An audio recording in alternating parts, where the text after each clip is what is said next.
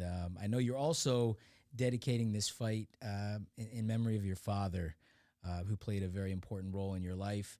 And yeah, I know he'll be in your corner February 22nd.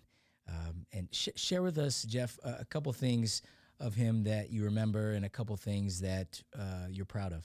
Yeah. I mean, my father was a poor dirt farmer. He had nothing. And he joined the Navy and ended up being the CIO of personnel for Navy. Got his master's, PhD. So he went from nothing and found a way to leave the farm life to better himself. And so that kind of work ethic and that kind of drive has really been imparted to me. The other thing that he really did for me, I mean, my father worked a lot.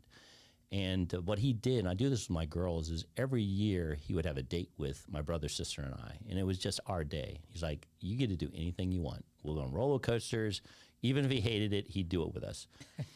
But the first part of the date was a self-reflection. He's like, you know, God has created you a certain way. As your father, I'm here to help you and guide you in what you are to do with the gifts you've been given. And so he'd sit down, as young as I can remember, 6, 7 years old, he'd say, okay, what are your strengths? What are your weaknesses? I'm like, I don't know. But he made us critical thinkers. He's like, okay, you don't like that, but just because it's a weakness doesn't mean you shouldn't work on it.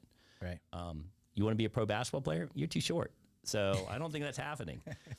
And then, so he was always doing that. And then he'd always be saying, what is the next step? So if I was elementary school, what are you doing in middle school? What are you doing in high school? What college do you want to go to? What's the career?